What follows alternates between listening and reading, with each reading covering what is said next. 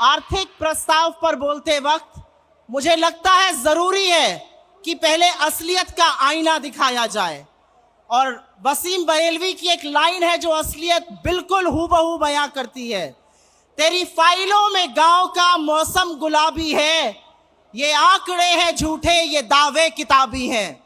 यही असलियत मोदी सरकार की है। और आज जब हमारा 25वां महाधिवेशन हो रहा है, इस महाधिवेशन के वक्त ये देश बेरोजगारी से, महंगाई से, आर्थिक असमानता से, भूखमरी से, कुपोषण से, बढ़ती हुई गरीबी से और अडानी के एक बड़े स्कैम से जूझ रहा है, जिस पर इस सरकार की चुप्पी बरकरार है।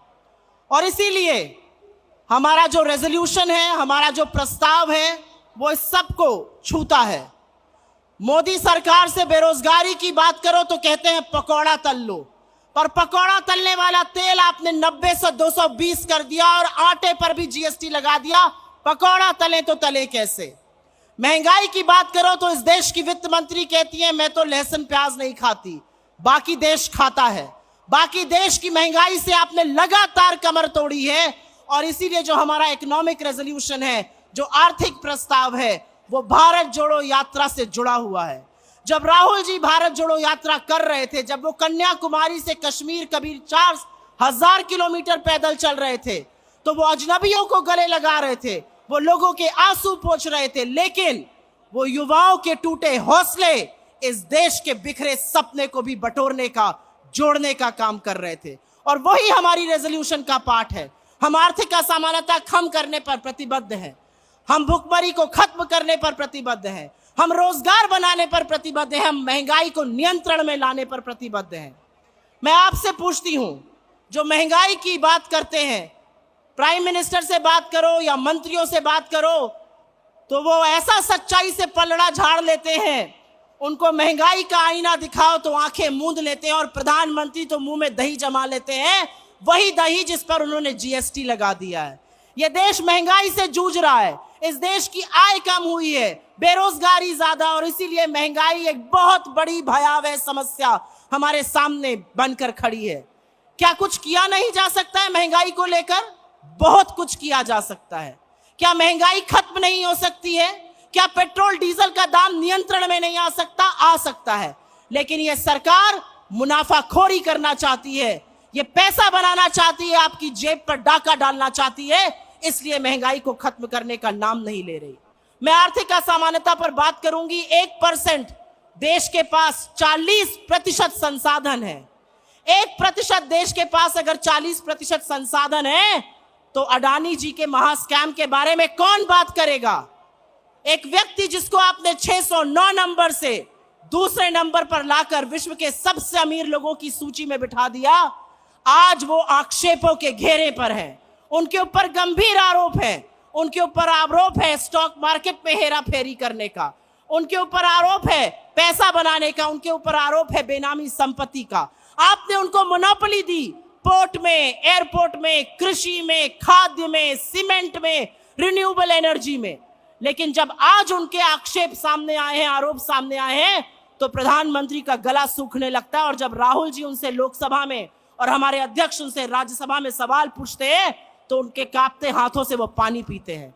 लेकिन एक भी संस्थान उनके खिलाफ एक्ट नहीं करता है। कहां है सेबी, कहां है आरबीआई, कहां है डायरेक्टरेट ऑफ रेवेन्यू इंटेलिजेंस, कहां है ईडी, कहां है इनकम टैक्स, कहां है एसएफआईओ, कहां है एमसीए? एक शब्द नहीं बोला जाता है अडानी के खिलाफ। दुनिया भर के संस्थान, दुनिया भर के मार्केट्स, दुनिया भर के बैंक उनके खिलाफ एक्शन ले रहे हैं, लेकिन हमारे देश में उनके खिलाफ एक्शन नहीं लिया जाएगा। और मैं उत्तर प्रदेश से आती हूं और वहां पर एक लाइन है, जब सैया भय कोतवाल तो डर काहे का। और यही असलियत है। एक व्यक्ति एक्शन लेने को तैयार नहीं है। डाउ जोन्स और एसएनपी एक्शन ले रहा है, स्टैंडर्ड चार्टर्ड एक्शन ले रहा है, क्रेडिट स्विस एक्शन ले रहा है, सिटी बैंक एक्शन ले रहा है, यूके का रेगुलेटर एक्शन ले रहा है, लेकिन हम एक्शन लेने को तैयार नहीं है। और इसका खामियाजा यह देश भुगत रहा है। जब आप एक कारोबारी को लेकर दुनिया भर में घूमते हैं और उनका व्यवसाय बढ़ाने की कोशिश करते हैं, तो आप बेरोजगारी पर, महंगाई पर, बढ़ती गरीबी पर, आर्थिक असमानता पर बोलने का ना हौसला रखते हैं, ना बोलने की नैतिकता रखते हैं। बहुत लंबी बात नहीं करनी है। यहां पर मैं ये जरूर कहूंगी कि हमारी जो चुनी हुई सरकारें हैं, चाहे वो राजस्थान हो, हिमाचल हो, छत्तीसगढ़ की सरकार हो, लोगों की बात सुनती है और उसी के बल पर हमारा नीति निर्माण होता है। चाहे ओल्ड पेंशन स्कीम हो जो हमारी तीनों सरकार ने करी, या चाहे अर्बन मनरेगा हो, या हेल्थ की व्यवस्था हो, या न्याय स्कीम जो छत्तीसगढ़ ने लॉन्च करी, यही हमारा खाका है, यही हमारा प्रारूप है।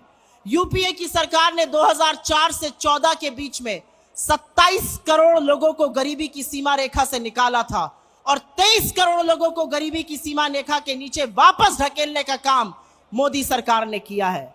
तो मैं अंत में सिर्फ इतना कहूंगी कि 1991 में एक बहुत बड़ा परिवर्तन हुआ था, इकोनॉमिक लिबरलाइजेशन हुआ था इस देश में, और आज वक्त आ गया एक नई सोच का, एक नई आशा का, एक नई उम्मीद का, जो भारत जोड़ो से जग रही है, जो कांग्रेस के इस मंच से जग रही है, जो हमारे नेताओं से जग रही है। युवाओं को रोजगार देना हमारा परम कर्तव्य है। और अगर आप मुझसे पूछिए कि नंबर 1 टू नंबर 10 क्या प्राथमिकता होनी चाहिए सरकार की, तो रोजगार, रोजगार, रोजगार और महंगाई को खत्म करना होना चाहिए। युवाओं की बात करना इसलिए जरूरी है क्योंकि कहते हैं तलवारों की धारों पर इतिहास हमेशा बनता है, जिस ओर जवानी मुड़ती है उस ओर जमाना मुड़ता है। इसीलिए युवाओं की बात करनी जरूरी है, महिलाओं की बात करनी जरूरी है, खेतिहर मजदूर की बात करनी जरूरी है, किसान की बात करनी जरूरी है, और उसी का खाका हमारा इकोनॉमिक रेजोल्यूशन तैयार करता है। हम प्रतिबद्ध हैं सबको, और हम आशा और विश्वास करते हैं कि जनता हमारा साथ देगी और हम जो करना चाहते हैं जनता के लिए वो जरूर करेंगे। इन सब बातों को ध्यान में रखते हुए मैं आपसे हाथ जोड़ के विनम्रता से निवेदन करती हूं कि कमलनाथ जी की अध्यक्षता में जो आर्थिक प्रस्ताव यहां पे रखा गया उसका हाथ उठाकर अनुमोदन करने का कष्ट करें।